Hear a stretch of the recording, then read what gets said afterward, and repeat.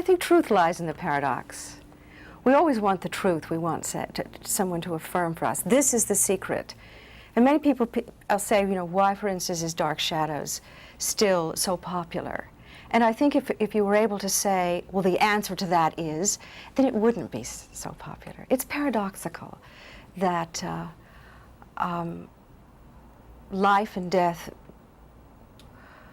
a paradox.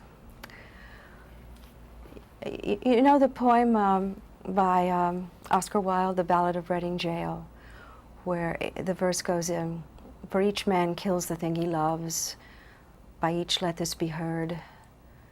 Some do it with a bitter look, some with an unkind word. The coward does it with a kiss, the brave man with a sword. It's paradoxical. It's hard to understand exactly what he meant by that. But there is a kind of romantic concept about love, that the greatest loves end in death. I mean, there's something about that idea that grabs us. And marriages that, you know, kind of go along and everybody's fine, that's not a great love. You know, a great soul-searing love ends in death. And that's what the vampire offers. He offers love and death. It's paradoxical. For many people, when you hear the word vampire and you envision the word vampire, you think of a monster with long yellow nails and a pallor of death and huge teeth hanging out over the lip and walking around and growling and basically a monster, a terrifying figure. But Dark Shadows was not only a horror show, it was also a romance. And once again, the paradox between the horror and the romance. Jonathan Frid came up with a really original concept of the vampire. He made him extremely reluctant. He made him guilt-ridden. He developed a kind of self-hatred, a self-contempt when he needed blood to stay alive. And even though he would evolve into the monster and he would be very terrifying, he would then go back to enormous feelings of guilt because he fell very much in love with the Josette. And his needs to love her and make love with her and hold her in his arms, he had to always resist those needs, because once he had her in his arms, the inevitable was that he would bite her and that would kill her. So in order to keep her alive, his love alive, he had to resist her. So constantly there was this resistance to the fact that he was a vampire. And in fact, he went to the doctor on our show, Dr. Hoffman, and said, is there any way that you can cure me? Can you cure me of being a vampire? Even though he was many hundred years old, and even though he was immortal, love made him want to give up his powers and become a human being again. So there was great conflict in his character, and that conflict made him very sympathetic. We became enamored of him. Women became enamored of him. They fell in love with him because he was torn. And it was a wonderful choice that he made, rather than just playing the monster, just playing the creature of death, to play also the man who could fall in love and who loved his beloved to the point where he did not want to destroy her. It's very interesting. We all don't want to, none of us want to die. We all want to live forever. None of us can conceive of our own death. All we really know is that we will, which separates us from the animals, but we can't, can we? I mean, isn't it a thought that kind of, you think about the fact that you're going to die and you go, no, how can that be? I'm so filled with life. How can that be? I'm so intricate. My mind is working on all these levels. The blood is flowing through how can I die?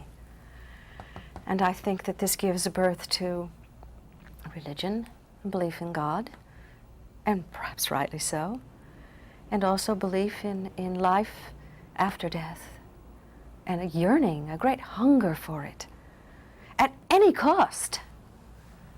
I mean, these creatures that we dream up in our imagination pay a great price for their immortality. They walk in the night, they drink blood, they terrify people. They are feared, but they are immortal. And that's the reason that Jonathan Frid made such an interesting choice when he played Barnabas, because he gave us the living man, the man who had human feelings. And at the same time, he gave us the immortal monster, the creature that brought death. He was able to merge both. The blood is what's gone when we die. When the body is drained of blood when the corpse is put in the casket. The skin is there, the muscles are there, the bones are there, but don't they drain the blood? Isn't this the normal thing they do? And one of the things that gave birth to the idea of vampires, things like the plague. Death brings death. You don't come close to death because it will bring death. That's why you don't become near to someone who has a disease, especially in the times before they had penicillin. So the idea of the plague or infectious diseases that would cause death sometimes give birth to the idea there was a vampire in our midst. Because 9 people have died in the last 9 nights. There must be a vampire. We know who it is. Let's go take this person up. It's that person that died. They open the grave and they find amazing things. They find the hair has grown. The fingernails have grown. The blood is still in the body. Ah, this person is going around and drinking blood. This person is going around and killing people. This person is not dead. Well, there are medical explanations for all these things, but before we had these explanations,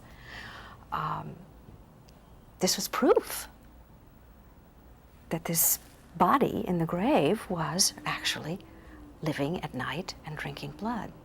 Now we know that the blood falls into the cavities, and I mean, I'm not a doctor, and unless the blood is drained completely from the body, that it will coagulate.